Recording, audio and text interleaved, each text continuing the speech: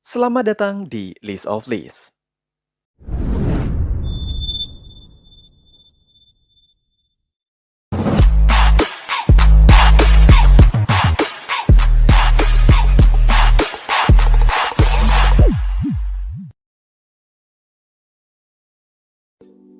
Halo guys, apa kabar kalian? Mimin harap kalian baik-baik aja. Di video kali ini, kita akan melanjutkan pembahasan manhwa kembalinya Sekte Gunung Berbunga part ke-20. Seperti biasa, sebelum lanjut ke ceritanya, bagi kalian yang baru aja mampir di channel ini, jangan lupa untuk tekan tombol subscribe, like, dan juga komen. Dan bagi kalian yang baru aja nonton video ini, ada baiknya kalian tonton dulu video part sebelumnya agar ceritanya nyambung.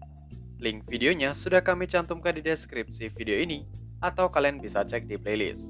Tanpa berlama-lama, mari kita bahas tuntas. Cerita kita lanjutkan. Saat Jun Myung melihat teknik yang digunakan oleh Jin Kum Ryong, dia bertekad untuk menjatuhkan teknik pedang ujung selatan. Kekalahan melawan teknik pedang yang akan terukir di dalam ingatan semua orang selamanya. Setiap kali dia mengayunkan pedang, mereka akan mengingat kejadian itu. Dan pada akhirnya, apa yang mereka anggap kuat akan menjadi teknik pedang yang akan digunakan Jun Myung saat ini. Dan akan membuat kejadian ini akan menjadi balas dendam penghabisan untuk Sekte Ujung Selatan dan kebusukannya. Bahkan jika dia dikhianati oleh orang yang mereka percaya, dan musuh bebuyutan yang merobos ke tempatnya, Sekte Gunung Berbunga tidak akan pernah musnah. Dengan tatapan yang mengerikan, Jun Myung mengeluarkan teknik pedang yang sangat luar biasa. Hal yang dia lakukan sekarang adalah sesuatu yang telah hilang, dan nantinya akan kembali ke Sekte Gunung Berbunga dapatkan. Plum Blossom Slash, kekuatan yang dahsyat keluar dari pedang milik Jun Myung yang membuat semua orang menjadi syok melihatnya. Sebuah tebasan yang akan menjadi pilar dan tembok. Tembok-tembok akan berkumpul dan menjadi debu. Debu yang akan dibawa angin yang berputar, dan akan menjadi angin puyuh yang sangat besar. Teknik pedang Sekte Gunung Berbunga, Ultimate 7 Plum Blossom Sword Technique, Plum Blossom Whirlwind. Kekuatan yang ditunjukkan Jun Myung benar-benar sangat besar, seperti angin badai yang memenuhi area pertarungan. Melihat itu, Jin Gumryong terdiam kaku, dan seluruh tubuhnya terasa hancur. Dan dia merasa teknik pedang Sekte Gunung Berbunga sangat indah. Dia heran mengapa teknik pedang miliknya tidak seindah itu. Bunga plum yang bermekaran memenuhi lapangan. Hiasan kepala milik Gumryong yang terbuat dari besi putus karena tebasan pedang Plum Blossom milik Jun Myung. Lapangan menjadi hancur dan Jin Gumryong tergeletak tak sadarkan diri. Semua orang tidak bisa berkata apa-apa. Baek Jun hanya berpikir, seorang Jin Gumryong, tembok yang tidak pernah bisa dia lampaui, pada akhirnya dikalahkan oleh seorang bocah. Semua mata tertuju pada Jun Myung. Mereka benar-benar tidak percaya dengan apa yang telah terjadi. Terlebih, pemimpin sekte tanpa sadar meneteskan air mata. Dengan santai Jun Myung mengumumkan konferensi kali ini dimenangkan oleh Sekte Gunung Berbunga. Mendengar itu, semua orang dari Sekte Gunung Berbunga tersadar dan bersorak atas kemenangan Sekte Gunung Berbunga. Pemimpin sekte terlihat menangis terharu atas kejadian tersebut. Mereka bersorak, ini adalah kemenangan pertama mereka dalam konferensi Sekte Gunung Berbunga dan Ujung Selatan. 10 kemenangan berturut-turut oleh satu orang yang akan menjadi sebuah legenda nantinya bagi semua orang. Yunjong tersenyum senang melihat ke arah murid kelas menengah. Dia berpikir, semuanya merasa depresi karena belum pernah memenangkan satupun dari pertandingan terakhir kali. Tapi sekarang, Sahyung yang memiliki hubungan buruk dengan murid kelas bawah merasa sangat bahagia. Mereka mungkin bertengkar setiap kali dan memiliki hubungan yang buruk. Tapi di saat nama Sekte Gunung Berbunga diangkat sangat tinggi, tidak satupun dari emosi itu menjadi penting. Itulah sebuah sekte. Saat Yunjong melihat semua murid yang sedang bersorak, bajunya ditarik oleh Jogul dan berteriak bahwa Jun Myung bisa menang. Di sisi lain, terlihat Jun Myung memegang dadanya yang terasa sakit. Mulutnya sedikit mengeluarkan cairan merah. Dia berpikir bahwa dia terlalu kelewatan, karena dia menggunakan Seven Plum Blossom Sword sampai ke titik tingkat ekstrim. Dia berhasil mengalahkan Jin Gumryong, tapi sepertinya kali ini luka dalamnya akan butuh waktu yang lama untuk pulih. Tapi itu tidak penting baginya. Dia merasa ini belum berakhir, selama Sekte Ujung Selatan masih berada di belakang mereka, dan mereka akan terus menemui Sekte Ujung Selatan. Melihat Un-am yang terdiam menatapnya, Jun Myung memanggil dan menyadarkan Un-am untuk melanjutkan acaranya. Un-am menarik nafas agar bisa mengumumkan kemenangan pada konferensi saat ini. Chunhyung terdiam dan berhenti. Dia melihat ke arah langit seolah dia melihat Sahyungnya di masa lalu. Dia berpikir, Sekte Gunung Berbunga mungkin akan berubah setelah kejadian itu. Dia seakan menanyakan kepada Sahyungnya, apakah semua yang dia lakukan sudah cukup? Tetapi dia teringat bahwa Sahyungnya tidak akan mungkin untuk memujinya. Semua murid berlari ke arah Chunmyung. Mereka mengangkat Chunmyung dan bersorak menyebut namanya. Chunmyung berteriak bahwa saat ini ia tengah luka dalam. Akan tetapi, semua murid tidak memperdulikan ucapannya. Melihat semua murid yang berkumpul dan bergembira, pemimpin sekte berpikir sudah lama dia tidak menyaksikan kejadian itu. Dia disadarkan oleh Ungam. Ungam mengatakan, lebih baik sekarang mereka sudah cukup berbahagianya. Tidak baik jika mereka membiarkan sekte ujung selatan seperti itu. Mereka melihat Tetua Sima yang tertunduk malu dan kesal. Pemimpin sekte mendatangi Tetua Sima. Tetua Sima melihat tajam dengan terpaksa dia memberi selamat kepada pemimpin sekte. Dia mengatakan bahwa pemimpin sekte boleh berbahagia, karena ini adalah pertama kalinya sekte Gunung Berbunga memenangkan konferensi, dan mungkin untuk terakhir kalinya. Di saat mereka mengakui kekalahan, bukan berarti sekte Gunung Berbunga bisa melampaui sekte ujung selatan. Mendengar itu, seseorang mengatakan bahwa Tetua Sima masih saja kasar seperti sebelumnya. Ucapan itu berasal dari murid yang sedang berkumpul. Tetua Sima melihat ke arah mereka. Dengan santai, Chunmyung mengatakan bahwa Jogul yang mengucapkan hal itu karena mereka baru saja menang. Jogul yang tidak tahu apa-apa menjadi kebingungan. Dia memarahi Chunmyung, lalu Chunmyung menginjak kaki Jogul yang membuatnya meringis kesakitan. Chunmyung melanjutkan, seharusnya Jogul lebih hormat pada mereka yang lebih tua. Dia berteriak seakan sedang memaki Jogul, tapi matanya melihat ke arah Tetua Sima. Tetua Sima sangat kesal, namun dia tidak bisa berbuat apa-apa. Chunmyung memberi hormat kepada pemimpin sekte yang berada di dekat Tetua Sima, dan diikuti oleh murid-murid lain. Melihat hal itu, Tetua Sima menjadi semakin kesal. Dia menyalahkan Chunmyung atas kejadian yang terjadi. Dia berpikir, tidak peduli seberapa marahnya dia, jika dia tidak melakukan apa-apa, Chunmyung mungkin akan menjadi musuh terbesar dan batu sandungan bagi sekte ujung selatan. Dia seperti akan memukul Chunmyung. Lalu Chunmyung menanyakan apakah satu pukulan saja akan cukup. Dia terkejut karena Chunmyung bisa mengetahui niatnya. Dengan santai, Chunmyung mengatakan bahwa mulai sekarang, sepertinya mereka akan sering bertemu. Dengan wajah mengejek, Chunmyung berjanji akan memberi hormat kepada Tetua Sima paling pertama lain kali.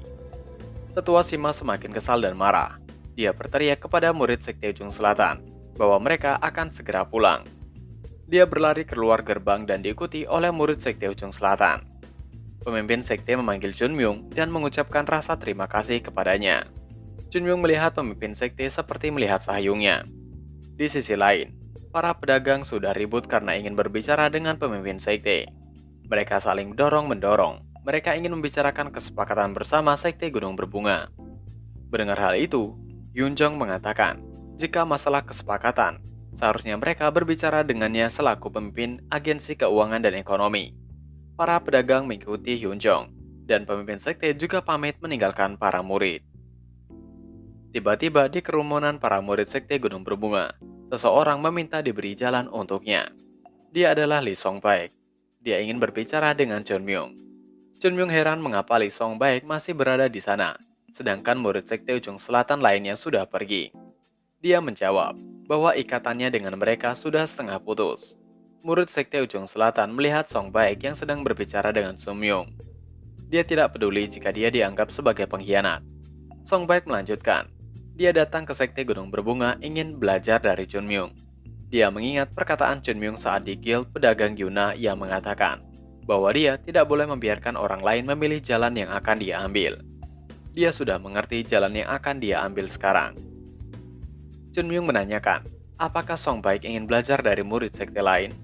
Dan Songbaek menjawab, tidak akan menjadi persoalan jika dia mencari seorang guru. Tidak peduli dengan siapapun dia belajar. Chunmyung takjub dengan pemikiran Songbaek. Dia berpikir jika Songbaek lebih tauis darinya. Songbaek melihat Sahyung-Sahyungnya pergi meninggalkan sekte Gunung Berbunga. Dia mengingatkan Chunmyung untuk lebih baik berhati-hati terhadap Gumryong. Menurutnya, Gumryong akan berlatih dan menjadikan Chunmyung sebagai targetnya. dia akan menjadi lebih kuat dan menakutkan. Song Baek menambahkan, walaupun itu bukan persoalan bagi Chunmyung. Chunmyung mengatakan bahwa jalan yang akan diambil Song Baek akan menjadi jalan yang berat. Song Baek mengatakan, itu bukan jalan yang dia inginkan, tapi jalan yang harus ia ambil. Kemudian Song Baek pamit meninggalkan sekte Gunung Berbunga. Chunmyung melihat kepergian Song Baek. Dia berpikir mungkin ini akan menjadi pertarungan yang sunyi dan sepi. Tidak mungkin akan mudah karena menurutnya, Song Baek harus berlatih teknik pedang sekte ujung selatan yang sebenarnya, tanpa bisa melupakan milik sekte Gunung Berbunga, dan terus berjuang untuk mencapai level yang sama. Itu mungkin pertarungan yang akan dihadapi Lee Song Baek sendirian dan sulit. Tetapi, jika dia memenangkannya, dia mungkin akan menjadi harapan sekte ujung selatan pada akhirnya. Tiba-tiba Chunmyung dikejutkan oleh Yun Jong yang memintanya untuk menemui pemimpin sekte. Chunmyung berpikir, tidak mungkin pemimpin sekte membiarkan semua kejadian yang terjadi. Mungkin waktunya telah tiba. Di perjalanan menuju ruang pemimpin sekte, Chunmyung memikirkan alasan apa yang harus dia katakan. Sesampainya di ruangan, Yun Jong mencubit wajahnya dan mengatakan dewa keberuntungan sudah datang. Dia tidak menyangka Chunmyung bisa menghasilkan uang dari sparring. Kelihatannya uang itu tidak hanya akan mengalir, tetapi membanjiri. Yun Sang menanyakan apakah Chunmyung baik-baik saja dan tidak ada yang terluka. Chunmyung menjawab dengan perkataan yang kurang jelas, karena pipinya masih dicubit Yun Jong bahwa dia hanya tergores sedikit. Yun Sang meminta Chunmyung mengobati lukanya di ruang pengobatan. Tapi dia merevisi perkataannya bahwa mungkin Chunmyung sibuk, dan ketua yang bertanggung jawab yang harus datang kepadanya. Pemimpin sekte menanyakan siapa yang sibuk. Dan Yun Sang menjawab bahwa Chunmyung yang sibuk. Dia meminta seseorang memanggil ketua pengobatan. Pemimpin sekte hanya pasrah melihat kelakuan para tetua terhadap Chunmyung. Yun Jong masih belum berhenti mencubit pipi Chunmyung dan mengatakan Chunmyung sangat menggemaskan. Tiba-tiba dia berhenti karena pemimpin sekte meminta Chunmyung untuk mengikutinya. Chunmyung mengikuti tetua sekte menuju ke pegunungan di dekat Gunung Berbunga. Chunmyung berpikir bahwa saat itu adalah kedua kalinya dia melihat punggung pemimpin sekte. Dahulu ketika pemimpin sekte sedang menyentuh pintu penyimpanan rahasia, dan saat itu adalah punggung orang sedih yang memimpin sekte Gunung Berbunga yang menurun. Tapi hari ini punggungnya sedikit lebih lega. Mereka berhenti di puncak yang bisa melihat pemandangan yang sangat indah. Pemimpin sekte mengatakan bahwa itu adalah puncak tertinggi di sekte Gunung Berbunga. Dia menanyakan bagaimana perasaan Chunmyung berada di sana. Chunmyung menjawab, itu memang tinggi. Pemimpin sekte melihat ke arah Chunmyung dan mengatakan, teknik pedang Chunmyung membuat Plum Blossom bermekaran. Chunmyung terdiam dan berpikir, dia harus tenang. Dia tidak tahu apa yang akan pemimpin sekte tanyakan, tetapi dia sudah menulis jawaban yang sudah dia persiapkan sebelumnya. Dia harus membacakannya pelan-pelan tanpa mengacaunya. Dia terkejut pemimpin sekte memanggilnya. Tetapi di luar pemikirannya, pemimpin sekte membungkuk dan mengucapkan terima kasih kepadanya. Dia berterima kasih bukan sebagai pemimpin sekte, tapi sebagai pria biasa. Dia hanya ingin melihat apa yang terjadi dulunya. Sekali saja dalam hidupnya, dan Chunmyung memenuhi keinginan hidupnya. Dia melanjutkan, karena posisinya sebagai pemimpin sekte Gunung Berbunga lebih penting dari dirinya. Dia harus menanyakan sesuatu kepada Chunmyung. Dia menanyakan bagaimana Chunmyung bisa membuat bunga plum bermekaran dengan Seven Plum Blossom Sword miliknya. Chunmyung terdiam sejenak. Dia mengingat alasan apa yang akan dia berikan. Lalu dia menjawab bahwa itu terjadi secara alami. Dia berlatih Seven Plum Blossom Sword dan tiba-tiba, bunga plumnya mulai bermekaran. Dia juga tidak begitu yakin dengan apa yang terjadi. Dia mengatakan apa mungkin semua teknik pedang sekte Gunung Berbunga bisa melakukan itu. Pemimpin sekte terdiam. Dia merasa sudah memberikan pertanyaan yang konyol. Dia berpikir bahwa memang benar seperti itulah teknik pedang sekte Gunung Berbunga seharusnya. Murid termuda di antara murid kelas bawah mengatakan bahwa dia maju lebih cepat dari yang lain. Jadi, jika dia terus-terusan berlatih secara konsisten, maka pada akhirnya mereka juga akan bisa membuat bunga plum bermekaran dengan teknik pedang mereka. Semua yang ada di sekte Gunung Berbunga bisa melakukan itu. Jika hari itu tiba, semua akan menjadi awal untuk era sekte Gunung Berbunga lagi. Plum Blossom Swordman. Tidak ada lagi yang berani untuk mengatakan julukan itu lagi, di saat tidak ada yang layak dipanggil oleh julukan itu sekarang. Tapi suatu hari, ketika semua yang berada di Sekte Gunung Berbunga mampu membuat bunga plum bermekaran, julukan itu juga mungkin akan muncul pada seseorang yang layak. Chunmyung melanjutkan jawabannya, bahwa semua teknik pedang Sekte Gunung Berbunga bisa membuat bunga plum bermekaran, walaupun itu masih sangat jauh di masa depan. Pemimpin sekte mengatakan bahwa baru saja dia diberi harapan, akan tetapi Chunmyung membuat semuanya hilang dengan jawaban terakhirnya. Chunmyung tersenyum lebar. Pemimpin sekte kemudian menanyakan pendapat Chunmyung tentang Sekte Gunung Berbunga. Chunmyung memikirkan semua kejadian di masa lalu bersama dengan Sahyungnya. Dia juga pernah menanyakan hal yang sama kepada Sahyungnya. Dia menjawab pertanyaan pemimpin sekte sesuai dengan apa yang dijawab oleh Sahyungnya dulu, yaitu baginya Sekte Gunung Berbunga hanyalah Sekte Gunung Berbunga. Pemimpin sekte menjelaskan bahwa jawaban itu sudah cukup bagi seorang murid Sekte Gunung Berbunga. Tetapi, setelah kejadian hari itu, banyak orang yang tidak akan membiarkannya begitu saja. Begitulah dunia bekerja, dan apakah Chunmyung bisa menghadapi apa yang akan datang? Dengan santai, Chunmyung menjawab, jika dia tidak bisa, maka dia tidak akan memulai segalanya. Mendengar itu, pemimpin sekte berjanji akan melindunginya. Chunmyung terdiam dan berpikir, pemimpin sekte pasti punya banyak pertanyaan untuknya. Tapi, pemimpin sekte hanya mengatakan bahwa dia akan melindunginya. Dibanding Chunmyung, pemimpin sekte tidak terkenal apalagi telah membuat banyak pencapaian. Tetapi Chunmyung merasa bahwa pemimpin sekte masih seseorang yang berhak mendapatkan penghormatannya. Tiba-tiba, Chunmyung mengatakan bahwa pemimpin sekte tidak akan melindunginya, tapi dia akan berjalan bersamanya. Itulah yang dimaksud dengan Sekte Gunung Berbunga. Pemimpin sekte tersenyum dan ingin mendengar lebih banyak lagi dari Chunmyung di masa depan. Mereka yakin akan mendapatkan kesempatan itu suatu hari nanti. Di asrama Sekte Gunung Berbunga, mereka masih terbawa suasana akan kemenangan dari Sekte Ujung Selatan. Beberapa dari mereka masih tidak menyangka bahwa mereka bisa menang dari Sekte Ujung Selatan. Mereka saling bercanda dan mempraktekkan apa yang terjadi pada saat mereka melawan murid Sekte Ujung Selatan.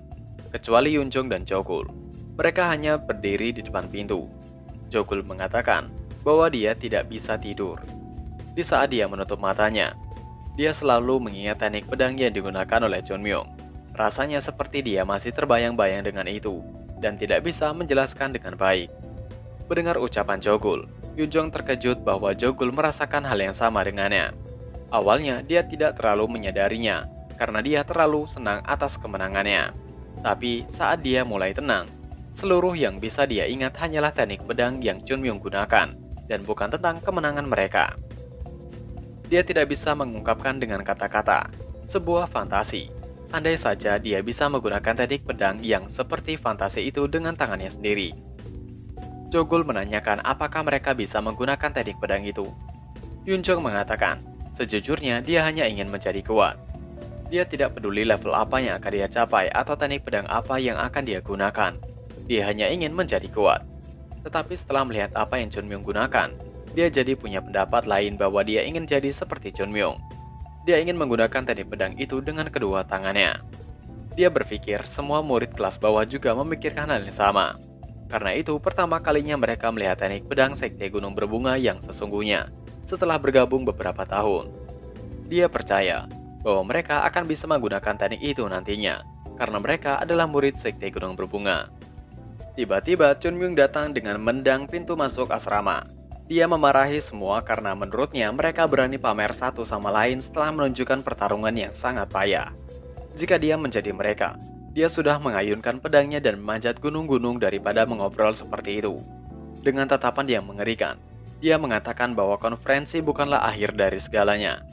Seseorang dari Sekte Ujung Selatan mengatakan, jika dia akan berjalan sendiri dan mengambil jalan yang berat untuk membangkitkan esensi sebenarnya dari Sekte Ujung Selatan. Tapi murid Sekte Gunung Berbunga malah merayakan setelah mengajar orang-orang yang lebih muda 5 tahun darinya. Para murid sangat terkejut dan ketakutan. Perkataan Chunmyung seperti menusuk telinga mereka. Yunjong mencoba untuk mencairkan suasana. Dia mengatakan bahwa mereka mungkin agak kekurangan, tapi hasilnya bagus semua.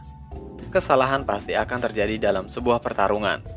Mendengar itu, Chunmyung semakin marah. Dia mengatakan, apakah mereka semua ingin dihabisi dalam medan perang, dan kemudian hanya mengatakan bahwa dia membuat kesalahan? Dia menegaskan bahwa mereka berlatih begitu keras untuk tidak membuat kesalahan dalam bertarung yang sesungguhnya. Tapi sekarang para murid malah mengatakan bahwa itu adalah hal yang normal. Dia menganggap semua pertarungan begitu buruk selama konferensi karena mereka punya pola pikir seperti itu. Dengan wajah mengejek, dia mengulangi perkataan yang diucapkan oleh Yunjong, bahwa mereka bisa menggunakan teknik pedang itu. Hari itu tidak akan datang jika mereka dihabisi dalam sebuah pertarungan. Itu hanya satu pertarungan. Mulai sekarang akan ada banyak pertarungan. Yunjong menanyakan apakah jika mereka bekerja keras tanpa henti, mereka bisa menggunakan teknik pedang seperti yang digunakan Junmyung. Junmyung menjawab, mungkin mereka salah dalam mengartikannya. Dia menjelaskan bahwa dia tidak akan biarkan murid dari Sekte Gunung Berbunga tidak bisa membuat satupun bunga pelang bermekaran. Dengan sangat marah, Junmyung menyuruh mereka untuk berlatih. Semuanya berlari keluar dari asrama karena sangat ketakutan. Dan chapter pun berakhir. Nah, itu tadi adalah pembahasan manhwa kembalinya Sekte Gunung Berbunga part ke-20. Seperti biasa sebelum mengakhiri video ini, kami ingatkan untuk kalian bahagia dan sehat selalu. Terima kasih sudah menonton video ini, dan sampai jumpa lagi di video selanjutnya. Jana.